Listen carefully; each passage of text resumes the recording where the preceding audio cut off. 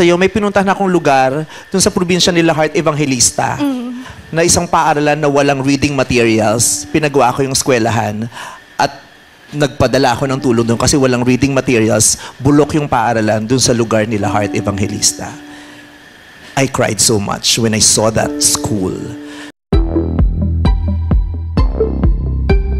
Nag-ambag ka lang pero kung makapagyabang ka, parang ikaw na ang nagpatayo ng buong building.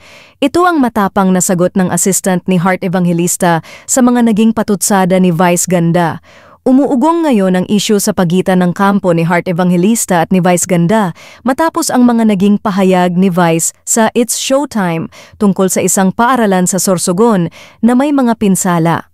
Ayon sa mga taga-suporta ni Heart, tila hindi nagustuhan ang pagkakabanggit ng pangalan ng aktres at ng probinsya ng asawa nitong si Senator Chis Escudero na para bang may bahid ng pangungulit o patama. Dahil dito, rumesbak ang personal assistant ni Heart na si Resty Rosel at diretsahang sinagot si Vice Ganda sa pamamagitan ng sunod-sunod na Instagram posts kung saan nakatag pa mismo si Vice. Sabi ni Rosel, hindi ka nagpagawa ng paaralan classroom, nag-ambag ka lang sa isang ongoing project ng PTA ng Bagachay Elementary School. 40% ay galing sa PTA at 60% naman ay galing sa'yo. Under construction na yon eskwelahan nung pumunta ka. Kung makikita ng tao sa vlog mong monetized, mukhang hindi pa kumpleto itsura. Ikaw ang nagsabi ng gusto mong mag-ambag. Inako mo lahat ng credit na itsapuwera ang PTA na nagbayad rin naman doon sa pagpapagawa ng classroom. Tapos nilagay mo pa sa channel mo at monetized. Sikat ka na, kumita ka pa. If Vice Ganda genuinely care for Sorsogon, why agree to hold a show in that province knowing that it urgently needs funds for school facilities? You could have advised Governor Hamor to allocate the money for that instead. Ipokrito. Pina-birthday yan pa ni Mayor Esther Hamor ang nanay mo Vice Ganda sa beachfront residensya. Di ka man lang nagtaka na bakit ni-book sa library ng isang eskwelahan, wala. Sana sinabi mo, ang ikakain ko at ng pamilya ko at ng team ko ay ibigay na lang sa nangangailangan sa probinsya nyo. Ganun siguro, magpalakpakan tayo.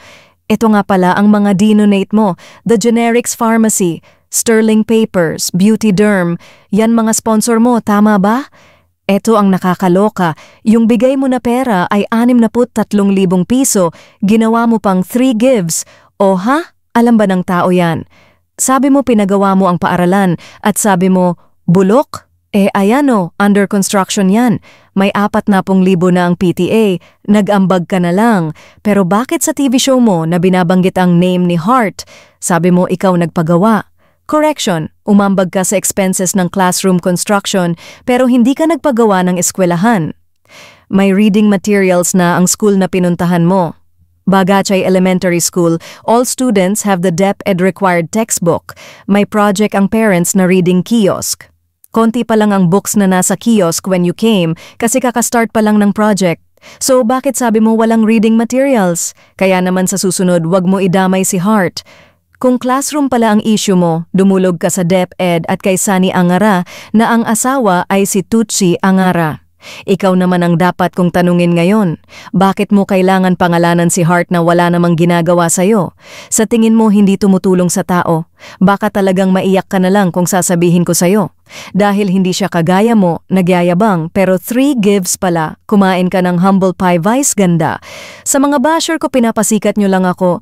Mamaya magising kayo, sikat na rin ako. Welcome to Resty World, first content, my BIR experience. Aalamin ko kung sino ang may LOA. Wag nyo dinadamay si Heart, mga hayop kayo. Wag kayong banal na aso, santong kabayo. Sorry na, sumobra na mga tao. Ganito si Heart, araw-araw ilang Pilipino ang nakakatanggap ng tulong na hindi nila alam na galing kay Heart.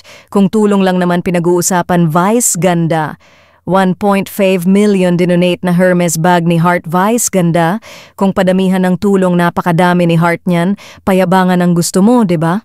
From 2017 until now tinutulungan ni Heart ang pamilya na to at hindi putyo-putyong hospital pinapadala ang anak niya, kundi sa St. Luke's Hospital. Samantala, wala pang pahayag si Vice Ganda sa mga naging patutsada ng assistant ni Heart Evangelista.